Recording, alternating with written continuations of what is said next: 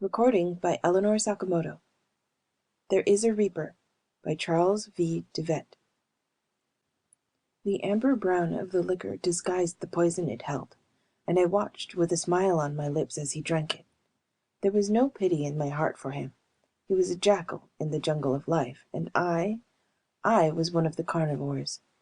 It is the lot of the jackals of life to be devoured by the carnivore. Suddenly, the contented look on his face froze into a startled stillness. I knew he was feeling the first savage twinge of the agony that was to come.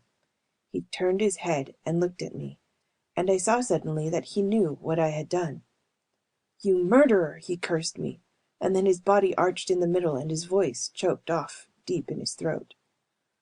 For a short minute he sat, tense, his body stiffened by the agony that rode it, unable to move a muscle. I watched the torment in his eyes build up to a crescendo of pain, until the suffering became so great that it filmed his eyes, and I knew that, though he still stared directly at me, he no longer saw me. Then, as suddenly as the spasm had come, the starch went out of his body, and his back slid slowly down the chair edge. He landed heavily, with his head resting limply against the seat of the chair, his right leg doubled up in a kind of jerk before he was still. I knew the time had come. "Where are you?" I asked. This moment had cost me $60,000. 3 weeks ago, the best doctors in the state had given me a month to live, and with $7 million in the bank, I couldn't buy a minute more. I accepted the doctor's decision philosophically, like the gambler that I am, but I had a plan, one which necessity had never forced me to use until now. Several years before, I had read an article about the medicine men of a certain tribe of aborigines living in the jungles at the source of the Amazon River. They had discovered a process in which the juice of a certain bush, known only to them, could be used to poison a man. Anyone subjected to this poison died, but for a few moments after the life left his body, the medicine men could still converse with him. The subject, though ostensibly and actually dead, answered the medicine men's every question. This was their primitive, though reportedly effective, method of catching glimpses of what lay in the world of death. I had conceived my idea at the time I read the article, but I had never had the need to use it until the doctors gave me a month to live. Then I spent my $60,000, and 3 weeks later I held in my hands a small bottle of the witch doctor's fluid. The next step was to secure my victim. My collaborator, I preferred to call him. The man I chose was nobody, a homeless, friendless nonentity picked up off the street. He had once been an educated man, but now he was only a bum, and when he died he'd never be missed. A perfect man for my experiment. I'm a rich man because I have a system. The system is simple. I never make a move until I know exactly where that move will lead me. My field of operations is the stock market. I spend money unstintingly to secure the information I need before I take each step. I hire the best investigators, bribe employees and persons in position to give me the information I want, and only when I am as certain as humanly possible that I cannot be wrong do I move. And the system never fails. $7 million in the bank is proof of that. Now, knowing that I could not live, I intended to make the system work for me one last time before I died. I'm a firm believer in the adage that any situation can be whipped, given prior knowledge of its coming, and, of course, its attendant circumstances. For a moment he did not answer, and I began to fear that my experiment had failed. "Where are you?" I repeated louder and sharper this time. The small muscles about his eyes puckered with an unnormal tension, while the rest of his face held its death frost. Slowly, slowly, unnaturally, as though energized by some hyper-rational power, his lips and tongue moved. The words he spoke were clear. "I am in a tunnel," he said. "It is lighted, dimly, but there is nothing for me to see." Blue veins showed through the flesh of his cheeks like watermarks on translucent paper. He paused, and I urged, "Go on." "I am alone," he said. "The realities I knew no longer exist. and I am damp and cold. All about me is a sense of gloom and dejection.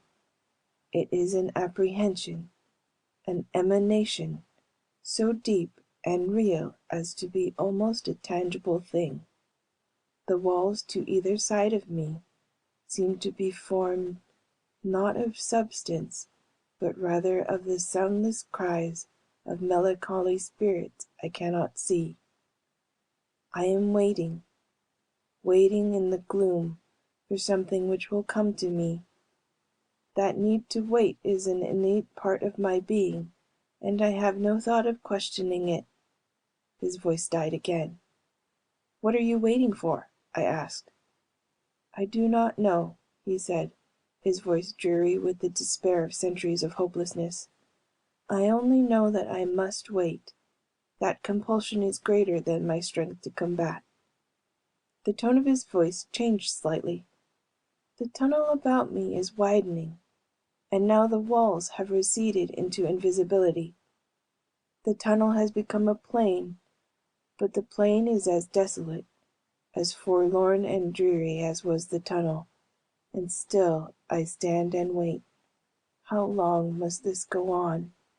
He fell silent again, and I was about to prompt him with another question. I could not afford to let the time run out in long sentences. But abruptly the muscles about his eyes tightened, and subtly a new aspect replaced their hopeless dejection. Now they expressed a black, bottomless terror. For a moment I marveled that so small a portion of the facial anatomy could express such horror. "There is something coming toward me," he said. "A beast, of brutish foulness. Beast is too inadequate a term to describe it, but I know no words to tell its form.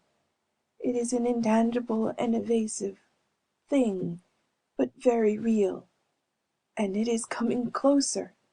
It has no organs of sight as I know them, but I feel that it can see me, or rather that it is aware of me with a sense sharper than vision itself. It is very near now. Oh God, the malevolence, the hate, the potentiality of awful, fearsome destructiveness that is its very essence. And still I cannot move." The expression of terrified anticipation centered in his eyes lessened slightly, and was replaced instantly by its former deep, deep despair. "I am no longer afraid," he said. "Why?" I interjected. "Why?" I was impatient to learn all that I could before the end came. "Because," he paused, "because it holds no threat for me. Somehow, some day, I understand, I know, that it too is seeking that for which I wait." "What is it doing now?" I asked. "It has stopped beside me, and we stand together, gazing across the stark, empty plain. Now a second awful entity with the same leashed virulence about it moves up and stands at my other side. We all three wait, myself with a dark fear of this dismal universe, my unnatural companions with patient, malicious menace. Bits of," he faltered, "of, I can name it only aura, go out from the beasts like an acid stream and touch me, and the hate and the venom chill my body like a wave of intense cold. Now there are others of the awful breed behind me. We stand, waiting, waiting for that which will come. What it is, I do not know." I could see the pallor of death creeping steadily into the last corners of his lips, and I knew that the end was not far away. Suddenly a black frustration built up within me. "What are you waiting for?" I screamed, the tenseness and the importance of this moment forcing me to lose the iron self-control upon which I have always prided myself.